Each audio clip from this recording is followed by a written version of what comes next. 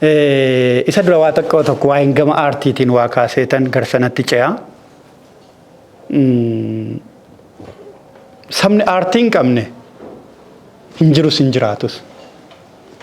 Saba tokko balleessuu yoo barbaadde jalqaba aartii isaa lammata sirna isaa balleessita.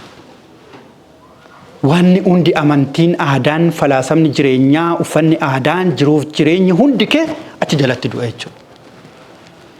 Gaafa aartiin Oromoo hukkaanfamu nuti hukkaanfame jechuudha. Bara 1960moota tooftaa sabaa uumtee haga ammaa qonnaan bulaa roorroodhaan dhamaaftee sirba Alii Birraa dhaggeeffataa guddanne la. Gadoon gaafa Abdullaahii Jirmaa fa'aa dhaggeeffataa guddanne la. Yoo dhufnee miidiyaa guddaa sabichi dhaabbate maallaqa sabichaa keessa dhaabbateen dhufnee ilaallu sirba akkamiyyuu sirbee waan quuqqaa Oromoo tuqeef hin darbu. Sirba akkamii sirbee waan uffata aadaa Oromootiin warra shubbisuuf nama sirbee miti bar namni wayotoo duuba deemu uffata aadaa Oromoo yoo irratti argame mana hidhaatti darbata. Hin balleeffama sarvariirra. Sirboonni Oromoo mana hidhaatti guuramanii yaadatta'oo ta'e meeqa dhokatanii ijoolleen sa'aatii kana namni kaadireen dhaggeeffatu hin jiru sa'aatii walanqatteedha jennee dhoksinee sirba wayii isaa sirba siyaasaa see taa'ii sirbuma waan Oromoo dubbatu waan gadaa dubbatu wayii yoo gadhiifne sii dhume guyyaa lammataa ati na dabamtaa sirbi sun sarvariirra kan jiraanni bada jechuudha. Gaafa dhufnee as keenyu yoo xiqqaatee sirba Oromoo haa bilisoomsinu yoo xiqqaatee afaan Oromootiin sirbee waan barbaade haa uffatu inni uffata baa'oo uffate bara qabaa'oo kan ta'e Oromoodha malee nama biraa miti bara Oppiidiyoos kan ta'e Oromoodha malee nama biraa miti bara Kaafaa'oos kan ta'e Oromoodha malee nama biraa miti bara sadanummoo Oromoodha nummoo gidduu kana jirra Oromoo waan taaneef waan fe'aa uffatu waan fe'aa sirbu jecha namaan kun viidiyoo hin jijjiirsimu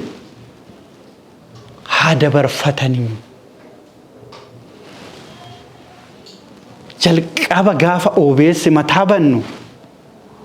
8 taanee teessoo soofaa tokkorra teenyee nama taasofnu in yaadatta hammana mana geggeenye sirbi keenya jalqabaa sirba Alii Birraa harka koona qabiyyaan iskeetiin qabaa jedhuudhaan eegalle televiziyoonii OBS. Garuu namni OBS harka hin qabne. Garuu namni sagate barbaanneet baafne televiziyooniitti baasuu qofa miti bara akka gargaaramu taasifne. Har'a garuu homtuu nu sirna jigsine bara sirna jigsine sirna mormine sirna jigsine sirni nuti hin barbaanne jigsine sirni nuti jigsine uumnes dhufnaan nu hin beekne dhufnaan televiziyoonii kana hin beekne nu maali sirna dhaabuuf sirna jigsine sirni nuti dhaamnes yoo nuti jijjiirame nu maali sirni nuti dhaamne yoo OBS harka hin qabne yoo duudhaa Oromoo bakka hin qabne nu maali gadaatti afaan saaqqannee manni barumsa gadaa baname barnoonni gadaa baname duudhaaf safuu Oromoo tennee afaan itti saaqqannee har'a manni barumsa barnoonni safuu jedhamu Oromiyaa keessatti baname dooktaroonni piroofeesaroonni ba'anii OBS wabeeffatanii qorannoo gaggeessan kitaaba barreessan nu maal taane nu waan goonu hunda wal hoogganaa of hoogganaa harka keenya gabaabbate bal'isaa asbar abdiisaa bobaa jalatti bar finfinnee bobaa jalatti bar namni Oromoota finfinneen dha'u bar miidiyaan Oromoon dha'u bar warra sarrawaa loomee warra burqaa ganamaa ora finfinnee banan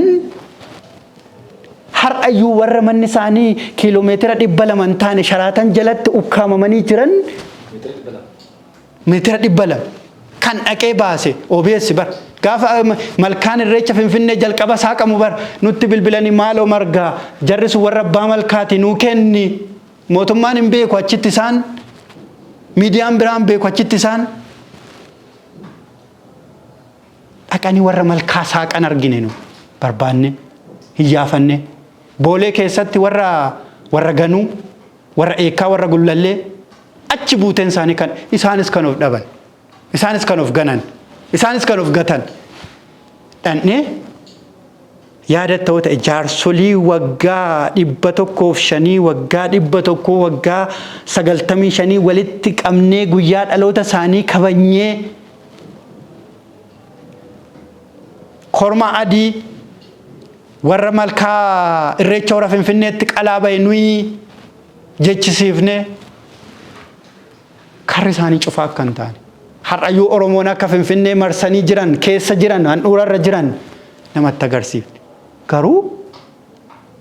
waan nuti yookaan akka tapha foonii mootummaatti